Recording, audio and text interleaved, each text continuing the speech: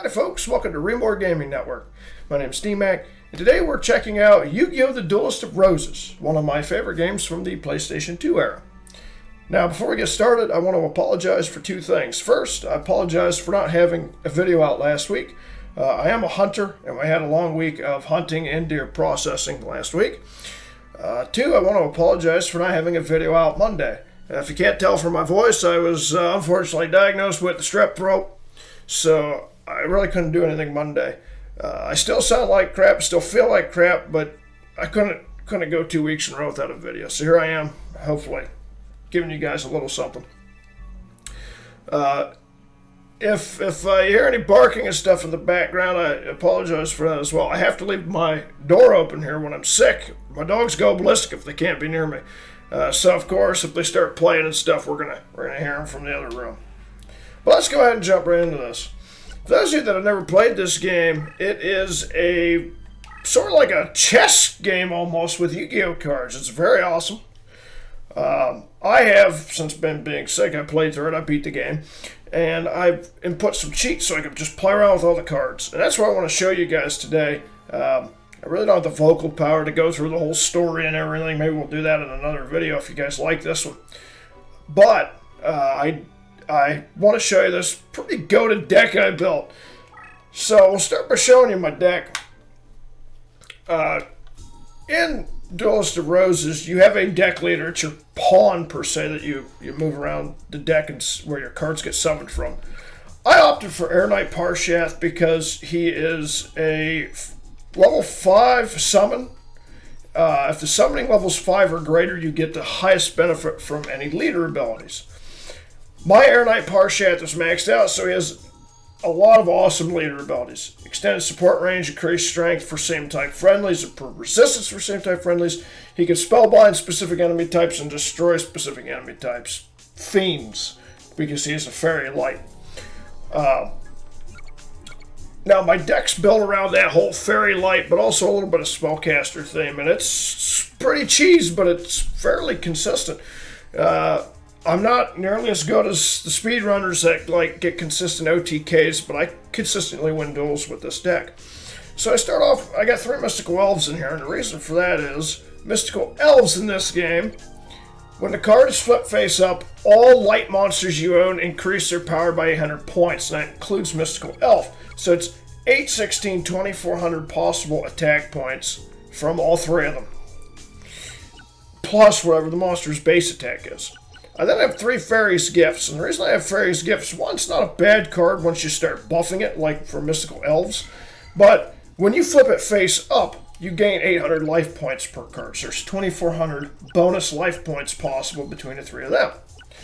I have 2 Magician of Faiths. The reason I have those is, when you flip her face up, you can select a spell card from your graveyard to revive, and then you can use it on your next turn.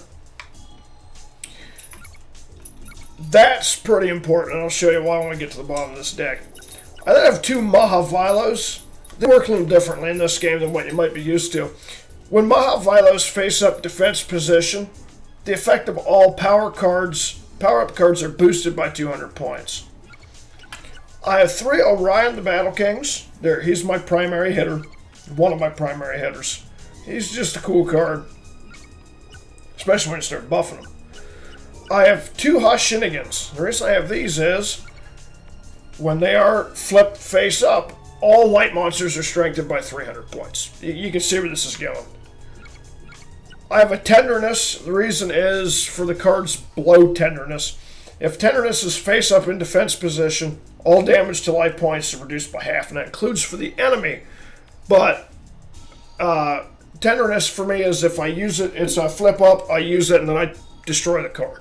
So that affects it on the field. This is why I have that. I have 2 Hourglass of Courages, which, if they're destroyed and my life points are over 1,000, it will subtract 1,000 life points and increase my monsters by 1,000 life points. With Tenderness on the field, it only decreases me by 500 life points, but it still get 1,000 buff. So there's 2,000 possible power there.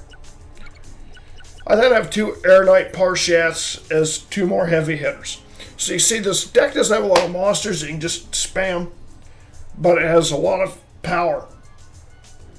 I have 2 Monster Reborns in the deck, and those are for 2 separate purposes. One, I can either, if I have a ton of life points banked, I can Monster Reborn an Hourglass and get another 1,000 bonus, or I can Monster Reborn, a safer option, I can Monster Reborn a Mystical Elf and get the free 800. I can do it twice. I have 3 mountain cards, so this game uses these terrain cards to change the board, and different monsters get different buffs from the terrain. Fairies get a buff from mountain terrain. So I have 3 of them because 3 you can pretty much transform the whole board if you manage to draw all 3. I have 3 Goblin Secret Remedies to buff my life points by 1,000 each. If I don't have Tenderness but need to use an Hourglass, it negates Hourglass's bad effect. Pretty much. I have 3 Tremendous Fires, which inflicts 1,000 life points of damage to your opponent. You only have 4,000 base life points in this game, so right there is 3/4 of an opponent's health. Using my Magician's Faith, I can also pull these back from the graveyard and hit them again with it. And then I have my power-up cards. So, in case sometimes you get a situation where, unfortunately, due to a trap card or something, a Mystical Elf might be your strongest card. So, Elf's Light boosts any monster with Elf in its name by 700 points. With Maha on the field, it's 900. It's 9, 18, 27 boost. Plus, if I've deployed all 3 Mystical Elves, they buff each other. So it's 8, 16, 24, plus 27. 100. It's a huge, huge boost. When using my fairies, such as Orion or Air Knight Parshath, I have Silver Bow and Bright Castle.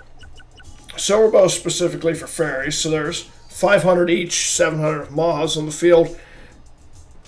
900 if both Mahas are on the field. That's very rare for me to accomplish, though. And then Bright Castle is any light monster, so I can pick and choose. If Maha becomes my most powerful thing and I have to use him, I can use them on him. I can use them on my fairies. I can use them on all my spellcasters because Bright Castle covers light, and all my monsters are light monsters. So right there, I've got a lot of power in this deck.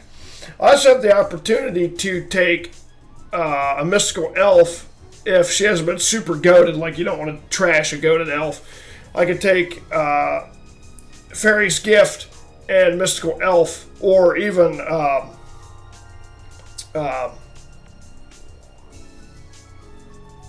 Magician's Faith. There we go. Wow. I could combine them and get a Dark Elf. Very, very powerful card. But, anyway, I did enough jibber-jabbering here. You guys are probably interested in how this deck actually works. So, the deck costs only $9.91. We can fight pretty much anyone in the game. There's only like 5 people we can't. We'll just start here with Richard Slashing of York. We'll see how we fare. With this deck, I've actually lost twice. When I put this deck together, I lost against Maha blah blah blah blah twice, just from luck of the draw. But we'll see how we fare here. What do we got for summons? Ooh, right away we got a Mystical Elf, Goblin Secret Remedy. Okay, I like the way this is going already. And Air Knight Parshath. Whew. This is already set up to be a good match. So I'm gonna push my deck leader forward. I'm gonna pop Goblin's Remedy because they don't cost any points to summon. Spells, traps, no points to summon. And on my turn, you can only summon 1 card per, short of like a card's effect. You can only summon 1 card per turn.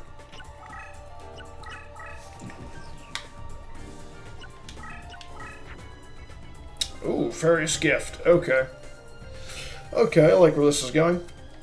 So, all of his monsters gain terrain buff on this meadow. So, actually, I'm going to back up a click. I'm going to drop this Air Knight Parshath.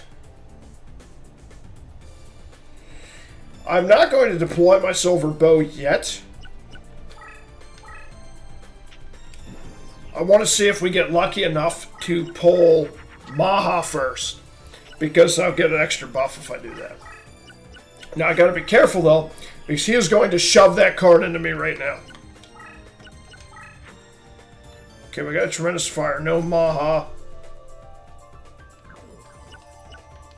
Okay, well, I do not want to get in a position where I'm in deep crap yet, so we're going to drop this tremendous fire. There goes a quarter of his life points just like that. Now I force him into a corner, but at the same time I get terrain buff from the mountains around with Parshath, so Parshath's safe there.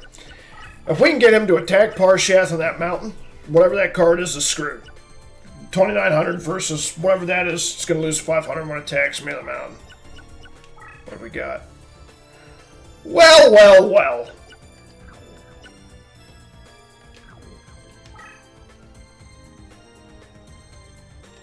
We're just going to pop that right here, I guess. So, yeah. You love to see it. This is going to transform a big chunk of the field into mountains. Now, whatever that card there is pretty much screwed. Yeah. 29 versus 1,100.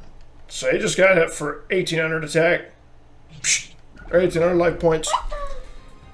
Down to 1,200 life points already, and we barely even have got started. Reposition myself in the middle. It's going to take a tremendously goated card to actually hurt Parshath now.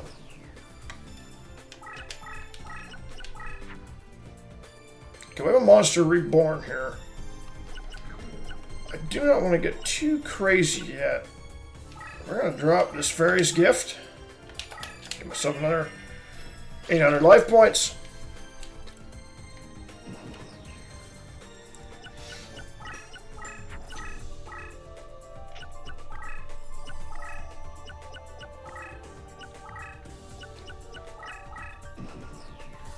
He can't really do anything right now. He knows he can't. Okay, we got an Elf's Light. Well, Elf's Light can only be used to buff that elf. So we're going to pop her down. I do not foresee needing to use Monster Reborn in this match. I mean, it's already almost over. So I'm going to kick that out so we draw 2 cards this next turn. You always draw your hand back up to 5 cards. This. You don't draw and then discard when you have so many. So you can stale, if you're not throwing cards out, if you're not using them, you can stale yourself very quickly. Let's see, did we get a Maha yet? We did not get a Maha. We did get a bunch of Bright Castles.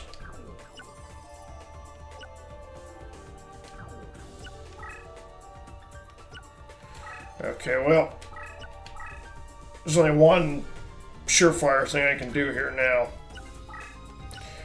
Orion, Silver Bow, Bright Castle, Bright Castle. And just like that, our Orion is goaded up to 1,400 or 4,300 attack. I'm going to flip the Mystical Elf. Going to give him another 8. Now what I'm hoping is this idiot gets brave and attacks that card because he doesn't know what it is. And the match will be over if he does. He did. Match is over. AI is so predictable in this game.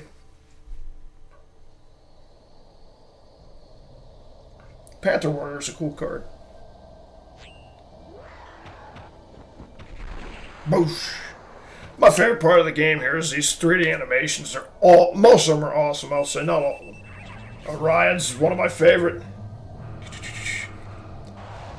Boosh. And dead. And game over.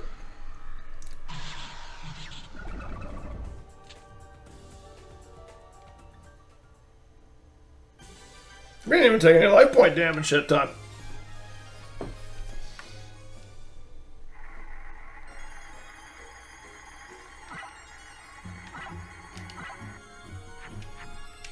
This graveyard slot machine, any card in your opponent's graveyard at the end of the fight, you can win. So that's how you're supposed to collect all these cards, but it is a very thick grind. They're probably saying, well, DMaC, Richard's easy. Fight somebody harder. Okay, well, we'll go fight the hardest guy in the game. We'll see how we fare. We'll go to old Stonehenge.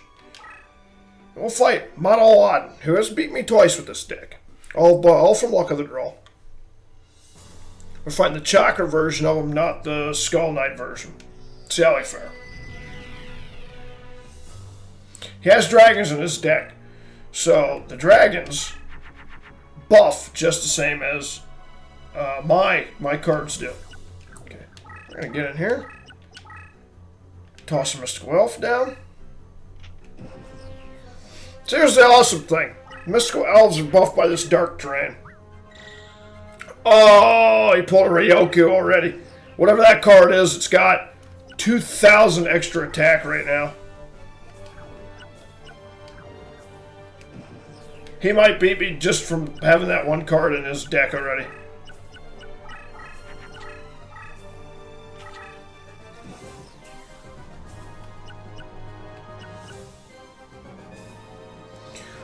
What are the odds? It's the freaking Kinetic Soldier. Oh, it's probably pretty high.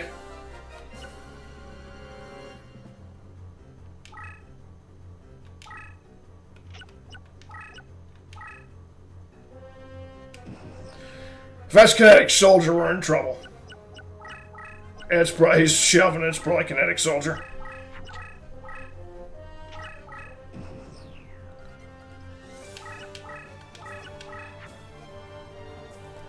Ooh.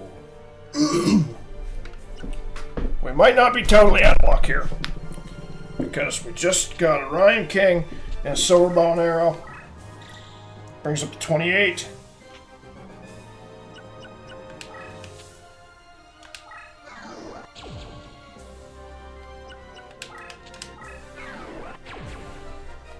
That brings him up to 44. Cybernet, if it's Kinetic Soldier, it's only got 4,350 attack. We stop it right here.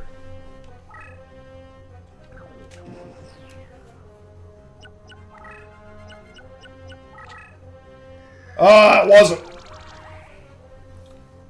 Sweet. Great. So he powered that monster up for pretty much no reason whatsoever. No valid reason to buff that thing. Pull Orion in, and any one of these can smash that thing, so we're going to smash that.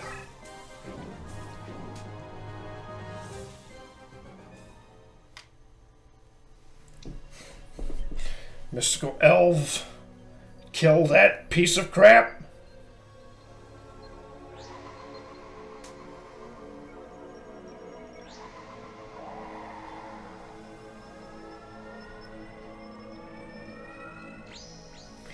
Not the best one there, but not a bad one. Of all my cards that can actually attack, Orion's my favorite.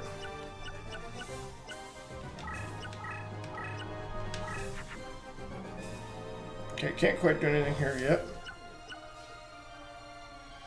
Now, unfortunately, Orion does get an attack disadvantage on the dark, but he's so goated right now it doesn't matter. Once I drop the other Mystic Elf, he's going to be pretty cracked. Nice thing with Mystic Elves, they're spellcasters. So they actually, despite being light creatures, get a buff from being in this terrain. Pretty hefty buff at that.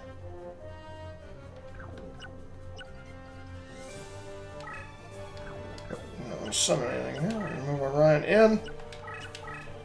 We're going to pop this Mystical Elf.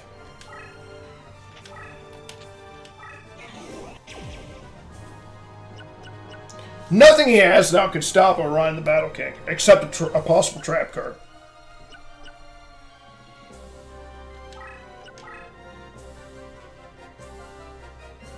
Okay.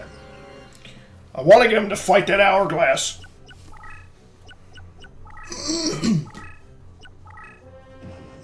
If I can get this idiot to attack that Hourglass, we're going to be in good shape. Move Orion. Ooh, a Tremendous Fire.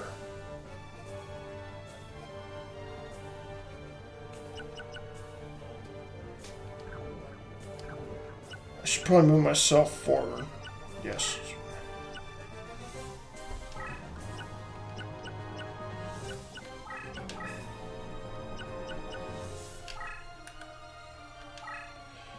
Put this... Whoop, no, I want to flip it up. Put it in defense mode.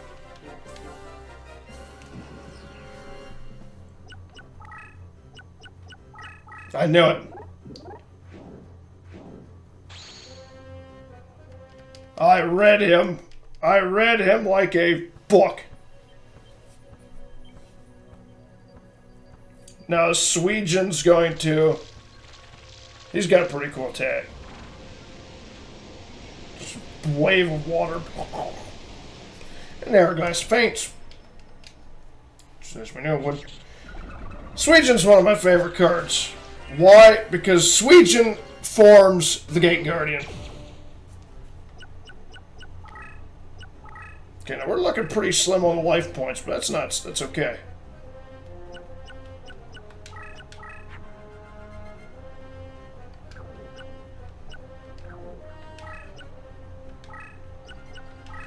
Now my Orion is still not flipped, so if I can get him to punch that Orion, that's it. That's game over. We're going to hit him with a Tremendous Fire first.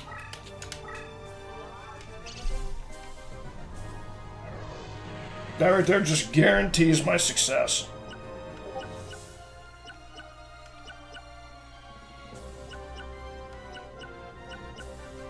Yes, that's going to be game over.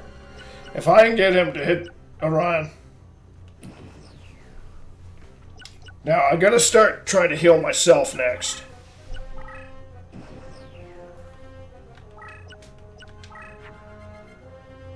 Gonna pop down this Fairy's Gift.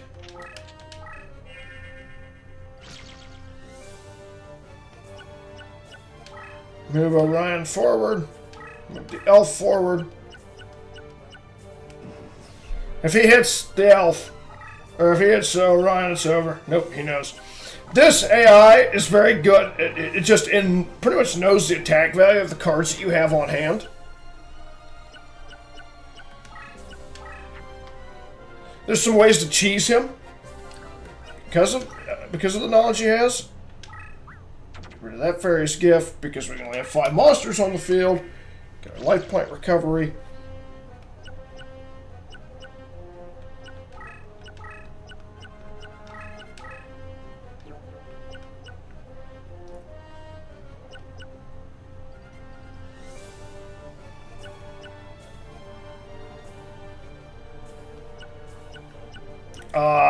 We just set ourselves up for some serious success right here.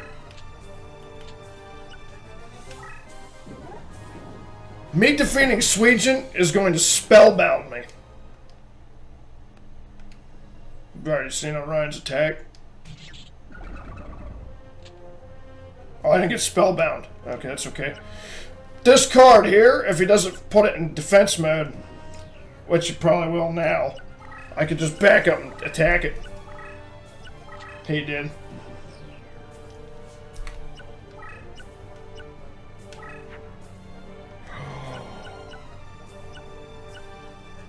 That is, as they say, pretty boss. We got our mountain terrain.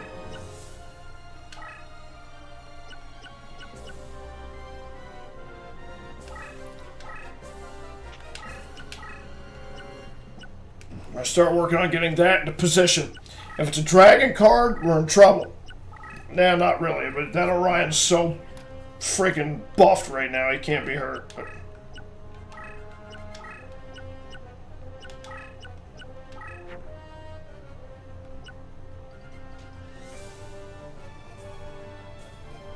why not add insult to injury? Oh, I forgot that. Forms a Dark Witch. Whoops. Well, we're not getting the attack buff from that Hashin I guess.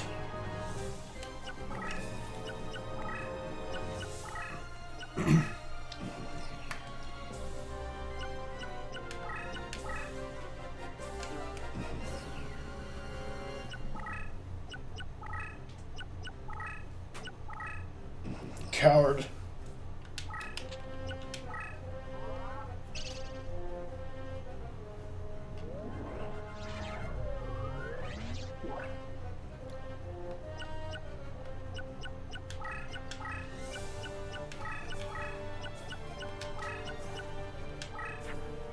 I'm literally not going to use this Dark Witch. So we're going to destroy it for this Goblin's Secret Remedy.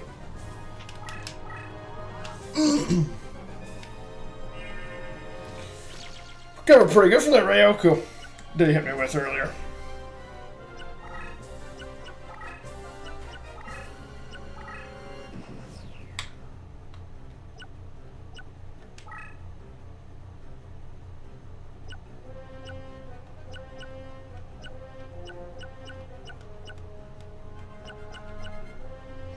I'm not sure what I want to do here yet. Do I move Orion out of the way?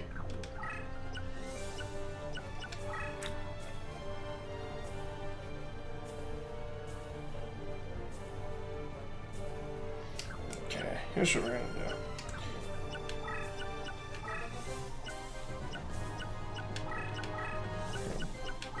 Pretty much block ourselves here to protect us.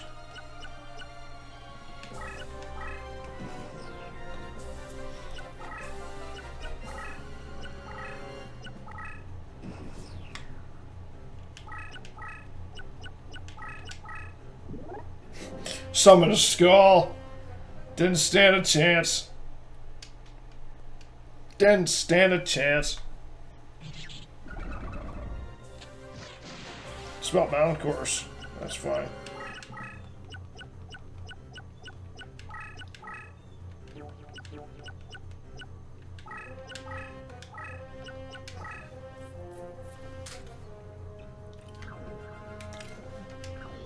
I'm just going to walk him into a pincer maneuver here.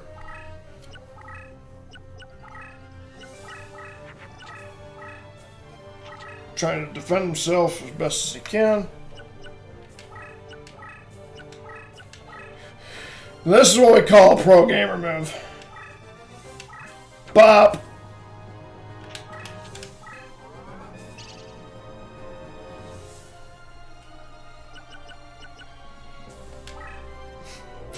We use the Monster Reborn to get rid of the Mystical Elf to then summon the Mystical Elf to buff our cards. Orion literally can't be defeated at this point. Like, there is no monster in this game with an attack even close to 7,500 base. This guy is screwed. I typically don't wind up getting this guy in a pincer like this, but we are like at such a point where our Mystical Elves are getting terrain downed right now, and they're still 4,500 attack. Gaia the Fierce Knight. Oh, I feel bad about that one. Gaia's a cool card. Yeah, well. What do you do? 7,500. If I keep this mess up, Orion could potentially wind up over 10,000 attack, which is just absolutely broken when you think about it. Oh, well, what do you know? Another mountain card.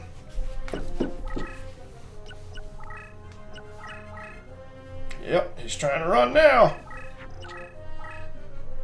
He actually just killed himself. By moving over here and not putting a card here, Orion can move 2 spaces and attack because he's on his preferred terrain. That's game over. See ya, buddy.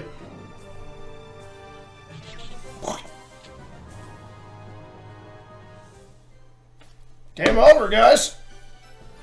The only damage he managed to do to me was from that Ryoku that took 2,000 of my health and applied to that monster. And he applied to the wrong monster, quite frankly. That thing got its butt whooped. Actually, there was the Gate Deke.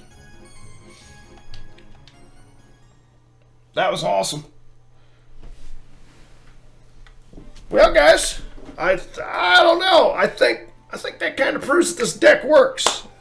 I don't know what your guys' opinions are on that. I've been happy with it so far. I've lost twice to this guy simply from luck of the draw.